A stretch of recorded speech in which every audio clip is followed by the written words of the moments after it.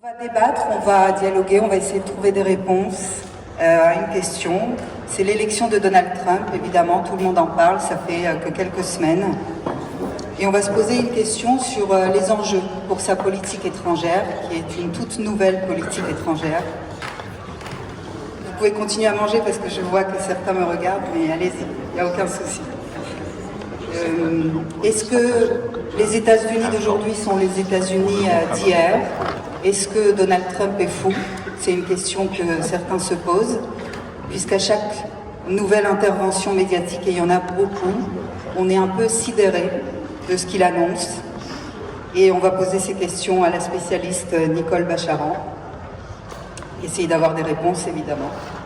Et puis on va parler aussi, évidemment, de la politique étrangère vers les pays du Moyen-Orient, vers l'Iran. Donald Trump a fait une déclaration tout récemment en disant vouloir négocier avec l'Iran sans que l'Iran ne puisse acquérir la bombe nucléaire. On va parler de la Syrie aussi, des changements qu'il y a eu en Syrie, Arabie Saoudite, Qatar. Et puis on va demander à Raphaël Jérusalemi, qui connaît bien, évidemment, Israël, les décisions aussi militaires israéliennes, le lien entre la défense israélienne et la défense américaine. C'est comment on négocie justement avec quelqu'un comme Donald Trump, même si par le passé, évidemment, il a déjà été président et on a vu ce qu'il a fait pour Israël. Et puis on va parler aussi du plan Gaza que Donald Trump a proposé, le président américain. Est-ce que c'est réalisable? Est-ce qu'il faut taper du poing sur la table? Est-ce qu'il y a une autre manière de parler aux pays arabes, de négocier avec les pays arabes qu'avec les pays européens ou d'autres pays, d'autres continents? Et puis voilà, on va faire un petit tour de tout ça avec deux spécialistes. Dès qu'ils auront terminé, qu'ils seront prêts, ils pourront venir me rejoindre. Et on pourra discuter un petit peu moins d'une heure autour de ça, avant de lancer les tables rondes de la Convention. Marseille-Provence du CRIF.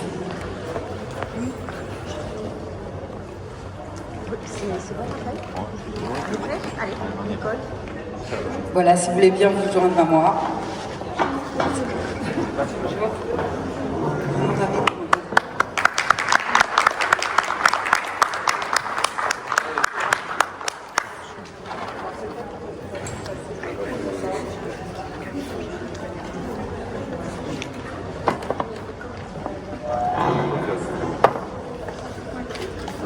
Un, deux, trois.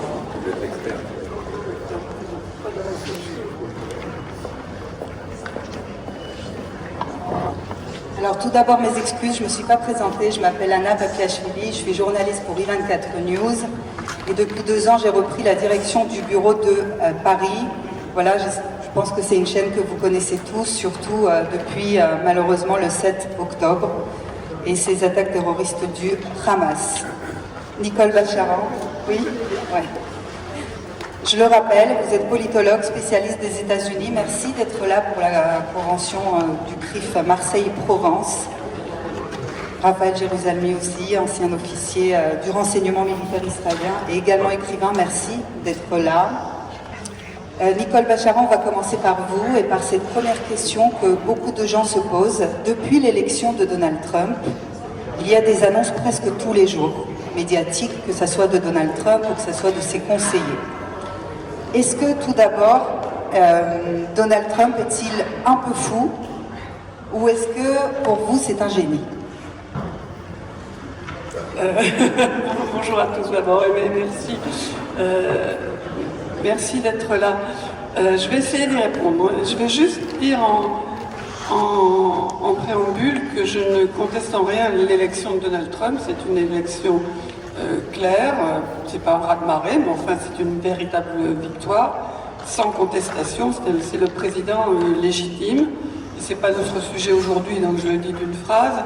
Je pense que les démocrates, dans les circonstances actuelles, celles de la campagne, méritaient de perdre. Donc ça, c'est déjà une chose que je tiens à poser. Entre folie et génie, je ne crois absolument pas que Donald Trump soit un génie. Je ne pense pas non plus qu'il soit fou au sens de irresponsable.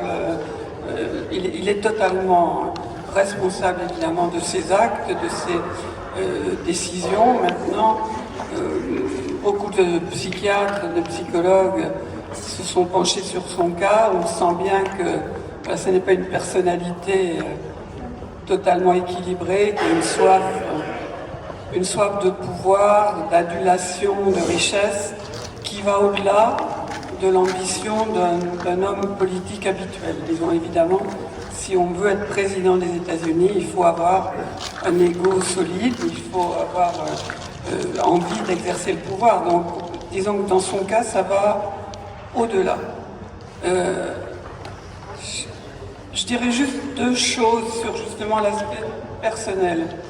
Je crois qu'on nous dit très souvent Donald Trump est très versatile, il est imprévisible, on ne sait pas ce qu'il va faire demain, il peut faire le contraire. Et en fait, comme ça fait quand même très longtemps que j'étudie cet homme-là, même bien avant qu'il soit élu en 2016, je pense qu'il est versatile ou imprévisible vraiment à la marge, en surface. Il peut évidemment dire un jour le contraire de ce qu'il a dit la veille, mais au fond, si on observe ses décisions, les vrais actes, eh bien, ils correspondent à une certaine vision du monde qui chez lui est ancienne. Même quand il avait, disons, une quarantaine d'années et qu'il a commencé à s'exprimer sur des sujets politiques, il n'a pas varié. Alors, on peut, par exemple, il y a 2 jours, je crois, le matin, après une nuit de bombardement très nourri des Russes sur l'Ukraine, il a dit « Ah, mais ça ne va pas du tout. Moi, je peux imposer des sanctions financières extrêmement lourdes. » Et puis contre la Russie.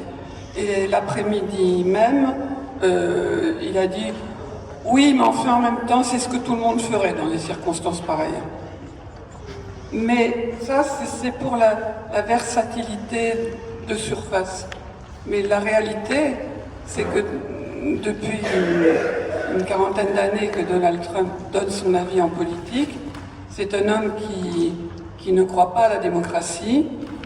Pour lui, c'est un marchepied qui voit le monde comme un terrain où les puissants discutent entre eux et se partagent les zones d'influence, décident du sort des plus petits, et parmi les actes qu'il a déjà fait, on voit quand même une attitude extrêmement complaisante à l'égard de la Russie, extrêmement dure à l'égard de l'Ukraine. Il a déjà coupé les aides militaires, les renseignements satellites, les renseignements tout court, donc il est en train de les étrangler, donc ce sont de vrais choix. Et puis je terminerai là-dessus avant de demander l'avis de Raphaël, évidemment. Les votes à l'ONU nous montrent que Donald Trump quitte le monde des démocraties pour le monde des autocrates, puisque pour la première fois depuis 1945, les États-Unis ont voté des résolutions avec la Russie, héritière de l'URSS et lui ressemblant fort aujourd'hui, avec la Russie, avec la Chine, avec la Corée du Nord, donc contre les démocraties libérales, notamment européennes. Donc je ne crois pas que ce soit un génie, je ne crois pas du tout que ce soit un imbécile, je ne crois pas qu'il soit fou, mais je crois qu'il a une personnalité quand même très problématique. Alors vous dites que la plus grande démocratie du monde est quand même en danger avec cette élection de Donald Trump. On va avoir aussi l'opinion de Raphaël Jérusalemi, surtout vu d'Israël. Est-ce que ce côté que vient d'insinuer un peu Nicole Bacharan de dérive vers l'autoritarisme, c'est un plus ou c'est un moins pour Israël? Ou ça change rien? C'est un plus si le dictateur américain est pro-israélien. Le problème pour nous, c'est qu'on a une vision un peu étroite du problème. On voit l'intérêt d'Israël et des Juifs, et puis le reste, ça passe après. Maintenant, suis-je inquiet de voir un personnage aussi dominant, intransigeant que Donald Trump mener l'Amérique? Moins qu'auparavant, où en fin de compte, ce qu'on appelle les démocraties nous ont extrêmement déçus. Les pays soi-disant libéraux se sont conduits à l'égard d'Israël pas mieux qu'un pays fasciste. Je ne vois pas en quoi certains dirigeants européens qui ont été effectivement démocratiquement élus et qui ont des discours très apaisants et très consensuels sont en fait de vastes hypocrites et très souvent des antisémites. Donc, il y a des fois des autocrates qui sont peut-être pas aussi terribles que ça, même s'ils sont autocrates. D'ailleurs, je crois que tout homme politique est un petit peu autocrate et un peu mégalo, sinon il ferait autre chose. Et donc, voilà, je parle en vieux militaire, excusez-moi. Ceci étant dit, il est certain, il y a justement entendu un article qui est sorti ce matin sur le Sydney 24 News, nous sommes aujourd'hui effectivement dans la... de Raphaël Jérusalemi. Voilà, de l'imprévisible, dans l'imprévisible, c'est-à-dire nous sommes aujourd'hui en fait dans une situation charnière où on va vers la Pax Americana que nous promet Donald Trump, c'est-à-dire il n'y aura plus de guerre russo-ukrainienne, il y aura des normalisations au Proche-Orient, il va calmer le jeu partout. Enfin, c'est ce qu'il voudrait avoir le prix Nobel de la paix, hein, rien que ça. Encore une preuve qu'il est mégalo, évidemment. Mais on a bien donné le prix Nobel de la paix, alors encore, hein, l'hypocrisie internationale. Le prix Nobel de la paix, on l'a donné à Obama, on l'a donné à Arafat, donc pourquoi pas. Ceci étant dit, on est aussi à la veille peut-être de la Troisième Guerre mondiale. Et ça va dépendre de comment M. Trump mène sa barque. Et à mon avis, il fait ce qu'on appelle beaucoup en Amérique du touch and go. C'est-à-dire il y a une idée en tête, donc il lance le truc, et puis après il improvise un peu quand même, il voit ce que ça donne, il voit la réaction. Et de là, il peut changer de direction. C'est pas vraiment qu'il est imprévisible, c'est qu'il est pragmatique et il fait très attention, il regarde ce qui se passe, il voit, il dit tiens, ça n'a pas l'air d'accrocher, avec le Poutine ça accroche pas, Zelensky ça n'a pas marché, et il change tout d'un coup, et ça a l'air d'être imprévisible, mais c'est pas du tout ça, sème la confusion. En tous les cas, vu d'Israël, pour nous, c'est une aubaine différente de l'aubaine Biden, car Biden était un grand ami des Juifs, il était surtout un ami des Juifs aussi sur le plan personnel, sentimental, dans ses tripes. C'était important, il a quand même contrebalancé l'extrême gauche démocrate, Sanders et compagnie, qui voulait même arrêter les livraisons d'armes à Israël. Il a tenu bon. Alors, aurait-il pu faire plus? Je ne le crois pas. Je crois qu'il a fait le maximum qu'il pouvait faire. Il a enlacé les otages. Donald Trump aussi, hein, il a les photos otages. Mais je crois que Biden, c'était vraiment de son cœur qu'il l'a fait. Donc, on a eu cet ami-là. Maintenant, on a un ami un peu différent, un peu plus folklore, qui s'appelle Donald Trump. Et là, on doit faire gaffe. On doit surtout faire gaffe, je vais terminer là-dessus, justement parce qu'on ne sait pas qu'est-ce qu'il va faire aussi avec nous. C'est touch and go. Pour l'instant, il nous soutient à fond la caisse. Pour l'instant. Maintenant, il va falloir, par exemple, je donne un ingrédient, que Benjamin Netanyahou, qui pouvait avoir des divergences d'opinion avec Joe Biden, ils se sont même disputés un peu, ne pourra pas le faire avec Donald Trump. Benjamin Netanyahou doit être l'absolu béni oui de Donald Trump, sinon il lui arrivera ce qui est arrivé à Zelensky. On a vu ce qui peut arriver à un allié ou un copain de Donald Trump s'il ne marche pas droit. Donc il va falloir faire très attention de ne pas fâcher M. Trump pour notre intérêt à nous, pour recevoir des armes, du soutien financier, etc. Et juste une petite question avant de passer la parole. Quelle est aujourd'hui la relation, parce qu'on sait qu'avec l'équipe Biden, il y avait une très belle relation au niveau de la défense. Parce qu'on dit toujours Israël ne peut pas s'en sortir sans les États-Unis. Est-ce que vous êtes d'accord avec cette phrase? Oui, d'abord il faut faire une différence entre la défense et la politique étrangère surtout. Si vous prenez la France et l'Amérique, ils ont ceci en commun, que les 3/4 des fonctionnaires des ministères de la Défense sont antisémites. C'est des bonnes vieilles familles UP, aristo, américaines ou françaises, d'ailleurs ça se retrouve ici aussi. Donc ça n'a jamais été des grands alliés. La politique étrangère américaine n'est pas toujours à notre avantage. Par contre, et ça c'est quand même assez important, tout ce qui est défense, tout ce qui est les rapports entre Tzal et l'armée américaine, la CIA, le Mossad, toutes les institutions de défense, il y a une tradition d'amitié mutuelle, d'appréciation mutuelle, qui ne dépend pas en fin de compte du politicien au pouvoir et qui à mon avis va perdurer et qui est extrêmement importante, avec une connaissance très profonde du terrain des Américains. Ils savent très très bien à quoi s'en tenir Et donc on peut compter sur eux. Après, il y a le niveau évidemment de la politique étrangère qui là est un peu plus scabreux. Nicole Bacharan, Raphaël Jérusalemi parlait du prix Nobel de la paix pour Donald Trump. Apparemment, ce serait vraiment son rêve et son but. Il a proposé récemment le plan pour Gaza. C'était assez sidérant. On dirait qu'il a été très à l'extrême.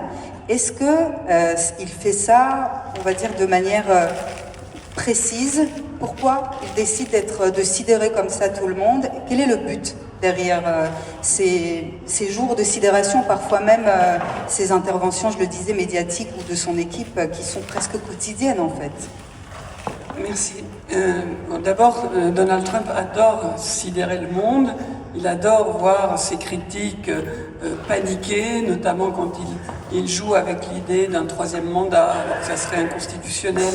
Ça, c'est quand même quelque chose. Voilà, il a une capacité, un talent d'ailleurs, à attirer l'attention, les médias, la lumière, qui est assez difficilement comparable à aucun autre.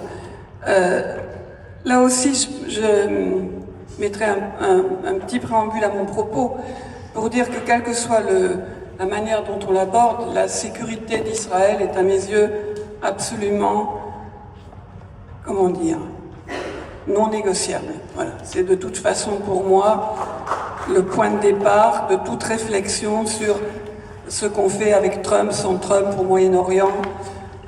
Voilà. Comment assurer la sécurité d'Israël, le droit d'Israël à se défendre. Donc, quoi que je puisse dire qui peut-être ne correspond pas aux opinions de certains, cela, c'est pour moi le socle au-delà duquel on ne discute plus. Alors, Trump et Gaza, la Riviera, plus la vidéo avec sa statue en or et autres facéties. Bon, si je vous disais que c'est à mon goût, je mentirais. Et en même temps, je reconnais qu'il y a là une manière de taper du poing sur la table et de dire, bon, ça fait 75 ans que ça dure, cette affaire, et rien n'a marché, et les pays arabes ne prennent pas leurs responsabilités, et qu'est-ce que vous proposez? Et c'est vrai que, depuis cette annonce, eh bien, les pays arabes se réunissent, discutent, refusent ceci, proposent cela, sans jamais aller au bout, c'est-à-dire comment se débarrasser du Hamas, mettre bien sur la table qu'il n'y a pas d'avenir pour la sécurité d'Israël, ni non plus pour les Palestiniens de Gaza et d'ailleurs, il n'y a pas d'avenir avec le Hamas encore aux commandes, et le Hamas qui n'est pas démilitarisé, qui n'a pas rendu les armes et rendu tous les otages. Donc on ne peut pas dire qu'il y a des solutions entre-temps, mais c'est vrai que Donald Trump a réussi à réactiver les discussions avec une situation absolument absurde dans laquelle cette région s'est enfoncée depuis 1948, à commencer par ce statut des réfugiés qui n'existe nulle part ailleurs dans le monde, qui maintenant enfonce les Palestiniens dans la misère, dans le malheur, en tout cas, pas la misère pour tous, mais la misère pour beaucoup, sur au moins 5 générations, tout en gardant dans la table de nuit la clé de la maison du grand-père qui a disparu depuis bien longtemps. Je rajouterai juste un petit point là-dessus. Il y a beaucoup de familles qui ont connu l'exil dans plein de situations dans le monde, et la première génération en souffre comme d'une blessure irréparable. Et puis, selon les circonstances, la deuxième génération devient des bons citoyens du pays où la famille s'est installée. Et j'en donne l'exemple pour ce qui s'est passé en 1945 avec l'exil vers l'ouest de toute la population germanophone d'Europe de l'Est et même de Russie. Ils se sont 13 millions de réfugiés allemands de l'Est se sont retrouvés à l'Ouest dans une toute petite république fédérale, enfin bien petite en tout cas, où les villes étaient complètement rasées et où la misère était intense. Et moi, c'est des régions que j'ai bien connues. Je peux vous dire que cette génération-là, Ils n'ont pas été accueillis à bras ouverts, le pays était beaucoup trop pauvre. Les Allemands qui venaient de l'Est, ils n'avaient pas le bon accent, ils n'avaient pas les bonnes manières, ils n'avaient pas les bonnes traditions, ils ne faisaient pas la même cuisine, et on les regardait vraiment de travers. Mais le monde entier leur a dit, c'est comme ça, vous ne reviendrez pas en arrière. Et du coup, la génération suivante, elle s'est installée, elle a construit, et ce sont devenus de vrais Allemands de l'Ouest, et toutes les puissances occupantes ont mis les moyens pour que l'idée du retour en arrière soit impossible, mais que la reconstruction soit faite. Et quand, en 1991, l'Union soviétique a été dissoute, eh bien, la question s'est posée du retour à l'Est. Moi, j'en ai connu des familles qui étaient des Allemands des Sudètes autrefois, et qui savaient que leur maison, dont ils avaient été expulsés, elles étaient là-bas, en Tchécoslovaquie, et est-ce que peut-être on ne pourrait pas... Et ça a été tranché par une décision internationale. Il n'y aura pas de droit au retour. Donc, le droit au retour, c'est la fin de toute possibilité d'une construction paisible dans n'importe quelle région du monde. Bon, maintenant, voilà, je vous passe la parole, je crois que vous avez beaucoup de choses à dire là-dessus, mais c'est vrai que, voilà, je pense que Donald Trump a lancé un gros pavé dans la mare, à charge pour le reste de la région de construire quelque chose.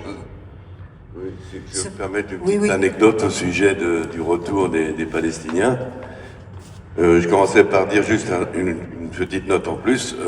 On parle du bien du peuple palestinien. Je pense que le droit élémentaire dans les droits de l'homme, c'est le droit de la liberté de mouvement.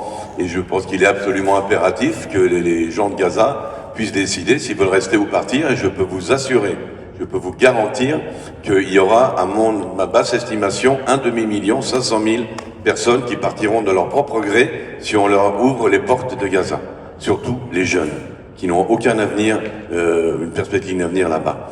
Je voulais juste raconter une petite anecdote pour vous mettre dans l'ambiance proche-orientale du problème. Il y a de nombreuses années, lorsque j'étais encore dans l'armée, nous avons emmené une délégation américaine dans le camp de Djebalia à Gaza. Et c'était à l'époque où on avait contrôle de Gaza, et donc on les a emmenés en jeep, on était 3 jeeps, pour leur faire visiter donc ce camp de Djebalia, leur exposer la situation. Et nous sommes rentrés donc dans Djebalia. C'était l'époque où toutes les bouteilles, briques, etc. pleuvaient pendant qu'on roulait. C'était bang, bang, bang sans arrêt. Sauf cette fois-ci, c'est juste pour vous donner un exemple de comment les choses peuvent être traitées au Proche-Orient. Cette fois-ci, on est rentré dans Djebalia. Tout le monde a disparu dans les maisons. Pourquoi? On avait changé de chef de brigade, de responsable de Djebalia. Et il était arrivé une sorte de Trump militaire, un cinglé, qui le premier jour est arrivé, il a mis sa mitraillette sur le bord de la fenêtre, et il a commencé à tirer en l'air comme un cow-boy fou. Et de ce jour-là, ils ont eu tous peur, ils se sont planqués, avec, pour encore une petite anecdote, sont arrivés 2 officiers qui ont véritablement fait peur aux Palestiniens. Le premier était noir, c'était le premier lieutenant des paras éthiopiens de Tzahal, et les Palestiniens ont cru qu'on avait amené des mercenaires cannibales d'Afrique, et un autre était un jeune enfant des familles des boat people, donc un asiatique. On avait aussi amené des ninjas. Donc entre ces 3 personnes-là, les gens avaient peur. Donc nous rentrons dans le Djebalia et nous disons encore une autre anecdote. Quand vous voyez le camp de réfugiés de Djebalia, on vous montre à la télé les favelles, les bidonvilles, etc. Et à l'entrée, toujours, on y avait ce que nous on appelait le chalet. Il y avait un réfugié palestinien qui avait décidé qu'il voulait pas vivre comme ça, ni élever sa famille comme ça, et il avait peint en blanc une petite bicoque faite de bois et de chaux, et il avait fait des faux volets verts et il avait mis du géranium. Comme quoi, le reste c'était vraiment pour obtenir de la charité. Et on a laissé aux Américains choisir. On a dit où vous voulez, vous rentrez, si les gens veulent vous recevoir, vous pourrez leur poser toutes les questions que vous voulez.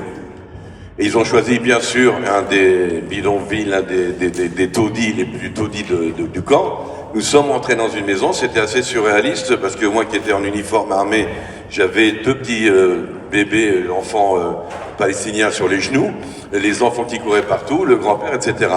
Et les Américains ont commencé à poser des questions. Et pour faire l'histoire pas longue, une des questions qu'à un moment donné les Américains ont posées au grand-père, au chef de la famille, c'est mais en fin de compte, est-ce véritablement la vie que vous voulez pour vos enfants et petits-enfants? Vous avez de la famille en Israël? Il a dit oui. Il dit mais cette famille qui est restée en Israël, ces Arabes d'Israël, pourquoi vous êtes partis? Eux, ils sont restés en Israël et ils vivent bien. Et vous ne voudriez pas rentrer dans votre maison? Ils étaient originaires de Safed, de Tzfat. Et le grand-père a dit, devant tout le monde, tranquillement, bien sûr que nous voulons rentrer chez nous, mais pas avec les Juifs autour. Voilà, c'est ça le retour qu'ils veulent. Donc que ça soit bien clair. Entre parenthèses, pour terminer sur pourquoi beaucoup de jeunes Gazaouis quitteraient Gaza si on leur donne tout simplement la liberté, le droit de mouvement. On le sait d'ailleurs par les prix qu'ils payent les contrebandiers bédouins pour sortir de Gaza. Hein. Ils payent des prix exorbitants qui correspondent à quelques milliers de dollars pour nous, mais quelques milliers de dollars pour un jeune Palestinien, c'est 100 000 euros pour nous. Pour être exfiltré de Gaza, ils payent jusqu'à aujourd'hui. Notre grand allié, c'est la dernière petite anecdote, c'est le téléphone portable. Alors c'est vrai que sur le téléphone portable, les jeunes Palestiniens reçoivent toute la propagande du Hamas, des frères musulmans, on leur bourre le crâne, mais de toute façon on leur bourre le crâne aussi à l'école. Mais par contre, sur le téléphone portable, en Judée-Samarie comme à Gaza, ils voient quoi? Ils voient comment vivent les autres jeunes du monde, et tout près d'eux, les jeunes de Tel Aviv, les jeunes de Haïfa, et ça c'est un très grand allié pour nous, parce qu'en fait, au fond, c'est ça que eux ils veulent. Ils sont pas tous des djihadistes, même s'ils ont le crâne bourré. Et donc le téléphone portable, le fait qu'ils voient comment on peut vivre autrement ailleurs, ça c'est un grand allié pour nous. Voilà. Alors on va continuer sur le plan Trump, votre analyse dessus. Vous pensez par exemple, parce qu'on parlait de cette politique un peu coup de poing de Donald Trump, c'est comme ça qu'il faut parler, on va dire, aux pays arabes. Est-ce que l'Égypte et la Jordanie vont vraiment accepter des réfugiés palestiniens?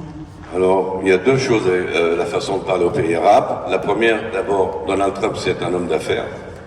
Et en bon homme d'affaires, et au Proche-Orient, on parle de marchandage, hein, tout le monde marchande, ben, il place la barre haut, il arrive, et paf, il commence par le haut. Et bien sûr, il est prêt à marchander, à négocier. Donc ça, c'est une chose. Mais il vient aussi en position de force. Et lorsqu'on dit que les Arabes ne comprennent que la force, je m'insurge contre cela, car c'est discriminatoire. Tout le monde ne comprend que la force. Je peux vous assurer que les Européens ne comprennent que la force, que Poutine ne comprend que la force. Aujourd'hui, malheureusement, nous sommes dans un monde où, si on n'arrive pas à une solution diplomatique, concertée avec les gens, la seule chose qu'ils vont comprendre, c'est la force. Alors la force, ça ne veut pas dire qu'on va les attaquer, ça peut être des sanctions économiques, ça peut être les 25% de taxes que Trump a mis sur les Canadiens et les Mexicains, les produits canadiens-mexicains. Mais c'est la force, et les gens comprennent la force. Et donc Trump, à mon avis, a tout à fait raison dans son approche face au Proche-Orient, là où se mettent évidemment beaucoup de doigts dans l'œil les Européens. C'est effectivement la force et la possibilité de marchander, de placer la barre très haut. Et d'ailleurs, vous le voyez avec le Hamas, avec les otages, vous le voyez avec toutes les négociations qu'on a avec les Arabes. MBS pour la normalisation, il faudrait lui baiser les pieds, quoi, parce qu'on va normaliser avec lui, alors que c'est son intérêt plus que le nôtre. Mettre la barre très haut. Et après, on négocie. Voilà. Et la force se joue pour sûr. Peut-être quelques mots sur justement les négociations pour les accords d'Abraham. Ça en est où en ce moment? Parce qu'on sait que le 7 octobre, malheureusement, a mis fin à tout cela. Et c'était aussi le but. Alors, les accords d'Abraham officiellement signés, je ne sais pas pour quand c'est, parce que ça, c'est un grand pas de la part des Saoudiens. Sur le terrain, ils sont plus ou moins déjà là. Donc, il y a des échanges commerciaux, il y a des échanges à beaucoup de niveaux assez discrets. Il y a beaucoup de marchandises à cause des Houthis du Yémen qui avaient bloqué le commerce en mer Rouge. Il y a plein de marchandises qui viennent de Chine vers Israël, qui passent tout simplement par l'Arabie Saoudite, avec des camions, avec des containers de la ZIM israélienne. Donc il y a énormément de choses qui ont déjà lieu entre les deux pays discrètement, pas officiellement. Je pense que là aussi, c'est l'intérêt qui joue, comme on le voit avec le Qatar.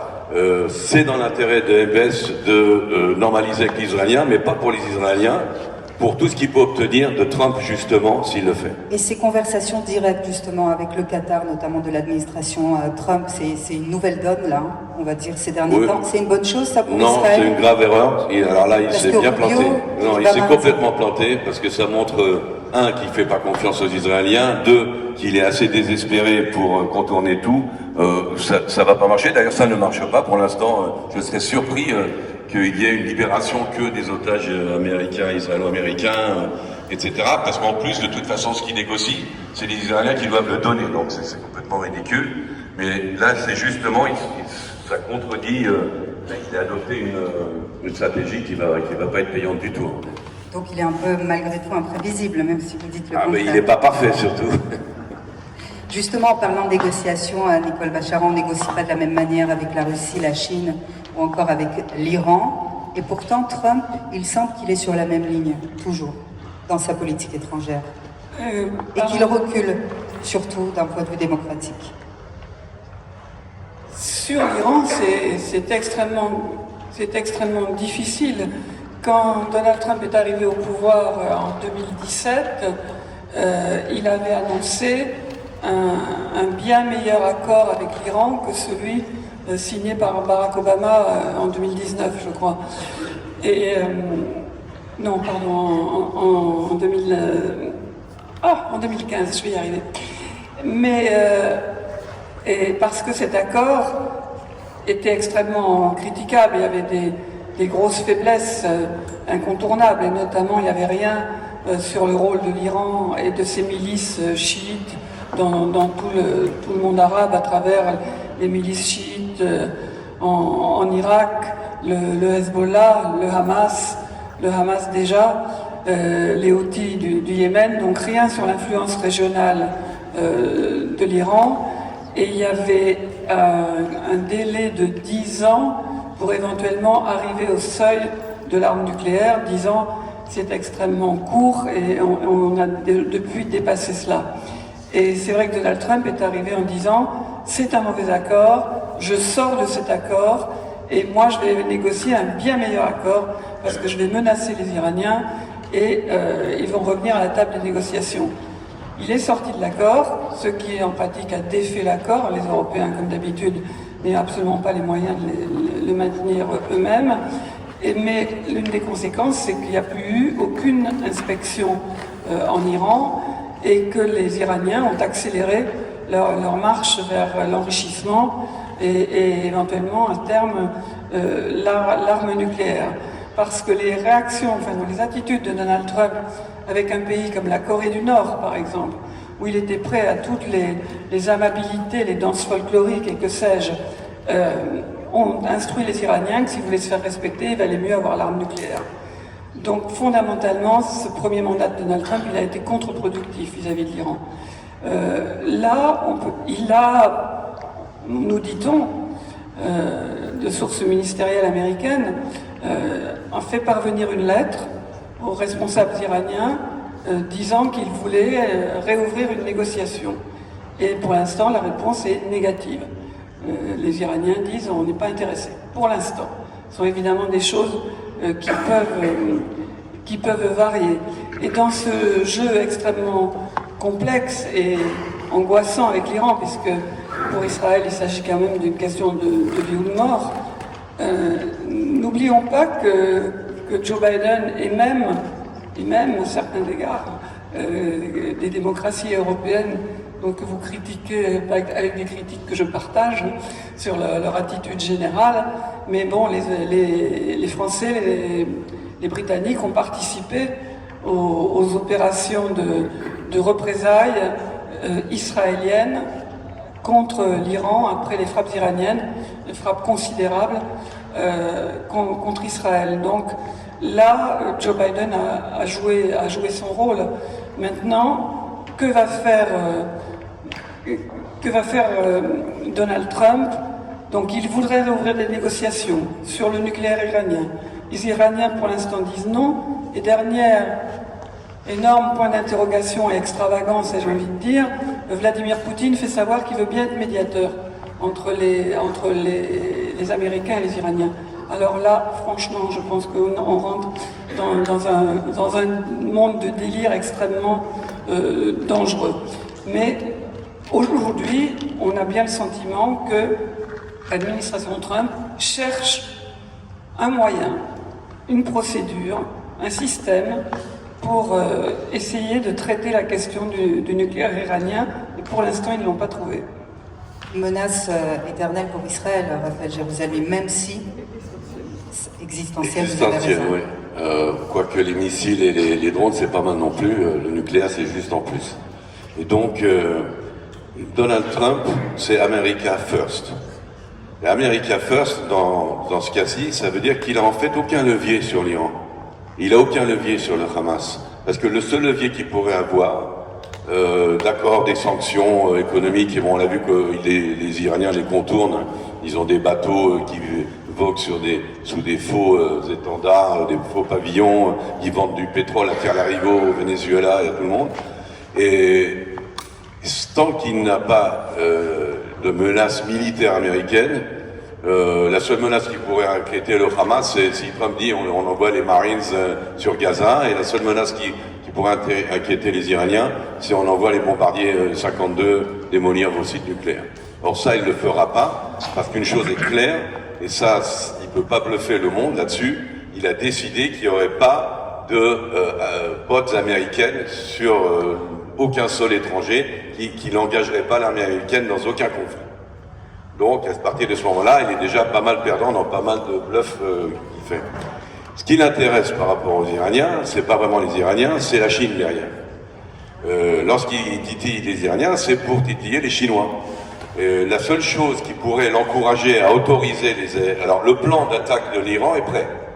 Le plan d'attaque de l'Iran des Iraniens est prêt. Le feu vert américain n'est pas encore là, mais il est là sur le plan logistique, sur le plan militaire. Il y aura des avions américains qui permettront aux avions israéliens de faire le plein en route. On ne sera pas tous obligés de décoller de l'Azerbaïdjan ou de la Roumanie. Il y aura donc cette présence de ravitaillement en vol. Il y aura un appui logistique un approvisionnement de munitions. Il y aura des vols non opérationnels, mais quand même inquiétants, de B-52 au-dessus du ciel iranien. Donc il y a une participation américaine. Le plan est prêt. Pourquoi il n'y a pas encore le feu vert? Le feu vert ne peut être donné que, évidemment, lorsqu'il aura échoué, comme on le dit, tous les trucs qu'il aura essayé. Ce qui l'intéresse dans une frappe contre l'Iran, c'est pas qu'il y ait du nucléaire ou pas du nucléaire. C'est qu'à ce moment-là, il affaiblit la Chine. Parce que pour l'instant, la Chine a demandé aux Iraniens de ne pas attaquer Israël. C'est pas juste d'un côté que ça marche. Les Chinois ont dit aux Iraniens, surtout pas. Pourquoi? Parce qu'ils ont vu ce qui s'est passé lorsqu'Israël a rétorqué aux Houthis du Yémen. On leur a détruit les ports pétrolifères. On n'en parle pas beaucoup, mais en fin de compte, l'économie des Houthis du Yémen, elle est à zéro. Parce qu'ils ne peuvent plus véritablement faire le commerce de leur pétrole. Non pas parce qu'ils ne peuvent plus tricher avec les sanctions, parce qu'on leur a carrément, physiquement, détruit les bateaux et les ports et tout le matériel. C'est ce qui va arriver aux Iraniens. On l'a fait une ou deux fois en petit, on l'a fait aussi avec du cyber. On sait d'Israël immobiliser de façon électronique l'activité d'un port pétrolifère iranien. Et pourquoi ça inquiète les Chinois? Parce qu'on n'a pas les chiffres exacts, mais entre 20 et 30% du pétrole que les Chinois utilisent vient d'Iran. Et si les Iraniens ne sont plus capables de leur fournir ce pétrole, les Chinois sont quand même dans l'embarras, dirais-je. Donc c'est ça le calcul de Trump, rien à voir avec Israël, rien à voir avec l'Iran. C'est un truc entre Washington et Pékin, et nous sommes juste des pions. Qui vont faire notre boulot. Alors maintenant, pour les Iraniens eux-mêmes, je terminerai là-dessus, devons-nous, faut-il le faire, pas le faire? Alors je l'ai dit, la menace nucléaire n'est pas la menace principale. Si déjà on doit détruire, on l'a commencé déjà, c'est détruire les usines de production de missiles et tous les entrepôts de missiles à longue portée. C'est beaucoup plus dangereux parce que ça c'est un danger présent et imminent. Le nucléaire lui-même, d'abord, on ne peut pas détruire tout. C'est pour ça que dans la dernière frappe israélienne, on a détruit ce qu'on appelle la gâchette. On ne pouvait pas détruire toute la mitrailleuse. On a détruit une usine où il y a en fait le déclencheur, quand il y aura une ogive nucléaire, qui fait que la bombe explose. Donc on a détruit l'usine à gâchette. Mais en gros, tous les chefs du Mossad, en général je suis plutôt pour les chefs de l'armée, mais là, les chefs du Mossad, les uns après les autres, s'accordent à dire que c'est pas réaliste d'avoir une attaque militaire sur l'Iran. La seule solution qui paraît utopique, mais qui l'est moins qu'une attaque militaire, en fin de compte, c'est de faire tomber le régime des ayatollahs. Tant qu'on n'aura pas fait tomber le régime des ayatollahs, on n'aura pas résolu le problème. Donc les chefs du Mossad préconisent plutôt une action Mossad, CIA, de soutien à tout ce qui est l'opposition, et il y en a beaucoup, au régime des ayatollahs, dans l'espoir de faire basculer l'Iran vers un pays un petit peu plus normal. Bon, on essaie. Merci. Et beaucoup de soutien d'ailleurs des Iraniens sur place, les Israéliens. Ah, il y a énormément de... Vous devez vous le savoir. Oui, alors, pour vous dire sur qui on peut compter, parce que quand les chefs du Mossad disent ça, c'est pas une utopie. Il y a d'abord, et on le voit à la télévision, vous avez une immense majorité de jeunesse estudiantine, urbaine, qui peuvent pas piffer le régime islamiste, bien sûr, la charia. Vous avez quand même pas mal de femmes qui ont en gros sur la patate parce qu'elles sont des femmes, tout simplement. Vous avez une partie de la population, surtout ouvrière et agricole, qui est très très très pauvre, et tout ce qu'elle peut voir, c'est qu'ils n'ont pas à bouffer, mais que les gardiens de la Révolution s'achètent des joujoux à des millions de dollars. Et puis vous avez aussi des ethnies, les Baloutches, les Kurdes. Il y a plusieurs ethnies qui sont comme des citoyens de seconde zone en Iran, qui aimeraient bien régler leur compte aux Perses. Et vous avez enfin des divisions religieuses. Dans la religion chiite et chez les ayatollahs, tout le monde n'est pas d'accord avec tout le monde. Il y a des dissensions, hein, c'est comme les juifs qui se disputent. Voilà, c'est pareil. Donc vous avez suffisamment de monde en Iran à soutenir, à travailler. On aurait pu faire la même chose à Gaza, je vous le garantis. À Gaza, on dit il y a des pour, il y a des contre. Il y a des contre. Il y en avait, et c'était à Israël de faire le travail, de les soutenir. Ça a été une décision politique de ne pas le faire. Ça, c'est autre chose. Mais là, en Iran, c'est tout à fait jouable, et c'est fait. Ça veut dire que ça existe. Maintenant, c'est pas encore prêt à exploser, mais derrière, il y a un soutien logistique, financier et de renseignement de la CIA et de Mossad à l'opposition iranienne. Alors on va accueillir un dernier intervenant. Lui, il ne tarit pas d'éloges sur Donald Trump. C'est Philippe Garsanti, qui est le porte-parole du comité Trump et homme d'affaires également. Venez vous joindre à nous.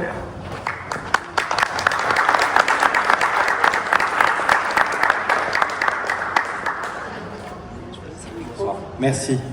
Bonjour, merci. Merci.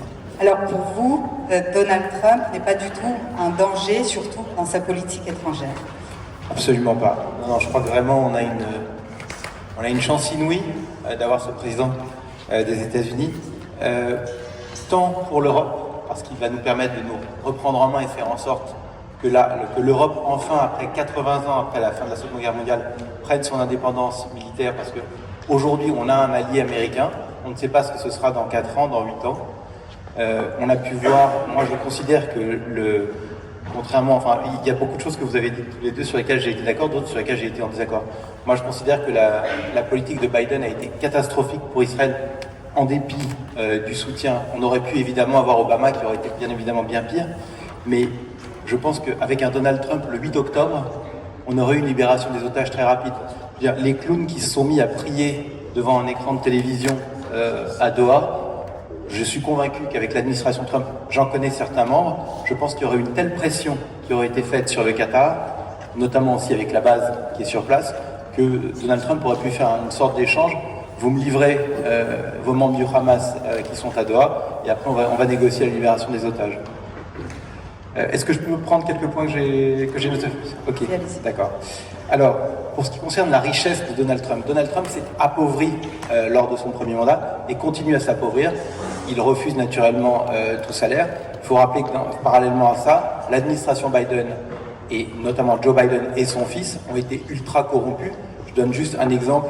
La société Burisma en Ukraine, qui était une société d'hydrocarbures, donnait $50 000 par mois à Hunter Biden, qui est un homme qui ne connaît rien à l'Ukraine et qui ne connaît rien aux hydrocarbures. Donc on a vraiment ça de l'autre côté, du côté démocrate. On a aussi par exemple Nancy Pelosi, qui je crois qui a une fortune, alors qu'elle n'avait rien au départ, une femme qui était présidente de la Chambre des représentants, qui a une fortune je crois de $200 millions. Donc du côté de l'enrichissement politique, on a vu ce qui s'est passé du côté démocrate.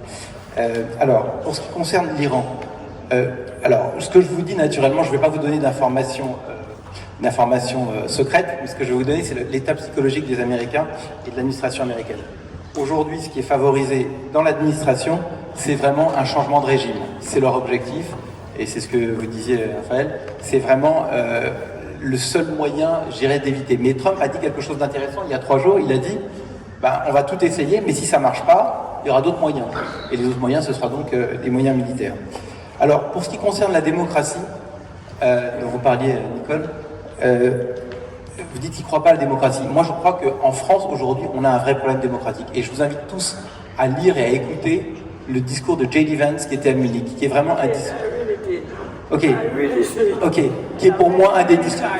et qui est pour moi un des discours les plus importants de ces 10 dernières années, ou peut-être 20 dernières années, qui nous rappelle ce qu'est devenu l'état de la France et l'état de l'Europe. Moi, j'ai juste une question, parce que moi, je suis zéro en politique. Et moi, je me rappelle que lorsque la première fois que Donald Trump a été élu, on a dit exactement ce qu'on est en train de dire aujourd'hui. Il est cinglé, il n'est pas cinglé, il est ceci, il est cela, il secoue le cocotier, et il a secoué le cocotier. Et je me rappelle qu'il a eu des déclarations apocalyptiques à l'époque. Et après, rien du tout. Le bilan des 4 premières années de Donald Trump, entre les paroles qu'il a prononcées et le résultat sur le terrain, s'il y a un écart énorme. Je ne sais pas s'il a fait tellement de choses pour l'Amérique, first. Par contre, Biden, à mon avis, a fait pas mal de choses. Je ne dis pas qu'il était le meilleur, je ne dis pas qu'il était le meilleur allié d'Israël. J'ai dit que c'était un homme qui, sur ce plan personnel, sentimental, était un vrai ami d'Israël, en personne. Mais franchement, réfléchissez au bilan de la cadence précédente de Donald Trump par rapport à ce qu'il avait promis. Je sais bien que tous les politiciens promettent ne tiennent pas, mais là, je pense qu'il y a un grand écart. Voilà. Alors, en ce qui concerne, on va prendre sur le premier sujet qui est le sujet Russie. Sous la présidence de Barack Obama, Vladimir Poutine a envahi la Crimée. Il ne s'est rien passé pour lui. Sous la présidence de Donald Trump, Vladimir Poutine n'a pas bougé une oreille. Et naturellement, sous la présidence de Joe Biden, la Russie a attaqué encore et a donc fait son agression de l'Ukraine. Maintenant, pour revenir sur du côté israélien, on peut dire la reconnaissance de l'ambassade, de la capitale de Jérusalem, capitale d'Israël, le déplacement de l'ambassade, c'est quand même un acte assez fort. Ce qu'il a fait par rapport au Golan, ce qu'il a fait, tout le soutien permanent et continu à Israël. Donc je pense que oui, il a eu des actes très positifs et très forts par rapport à Israël. Mais par rapport au monde libre, et moi ce que je regrette vraiment dans la présidence Biden, qui a été selon moi la plus catastrophique après celle d'Obama, c'est qu'il a permis à l'Iran de se réarmer en dégageant des centaines de milliards de dollars à l'Iran, alors que sous l'époque de Trump, l'Iran était complètement ruiné, et l'Iran ne pouvait plus financer ses mouvements terroristes. Et je crois qu'il faut vraiment se rendre compte, il y a 2 visions du monde différentes. Maintenant, je voulais juste revenir sur un élément par rapport à... Un dernier élément, parce qu'on va devoir clôturer bientôt. Oui, juste une chose. Donald Trump, il est très populaire dans 2 pays au Moyen-Orient, Israël et l'Iran. Vraiment, en Iran, c'est aujourd'hui l'espoir. Et le changement de régime en Iran est vraiment l'objectif de l'administration Trump. Et la population iranienne, comme vous le disiez aussi avec toutes les oppositions ethniques et religieuses, est en grand espoir, et du côté d'Israël, naturellement. Voilà, merci. Merci Philippe Kersanti, homme d'affaires et président du comité Trump. Merci Raphaël. Oui, d'accord.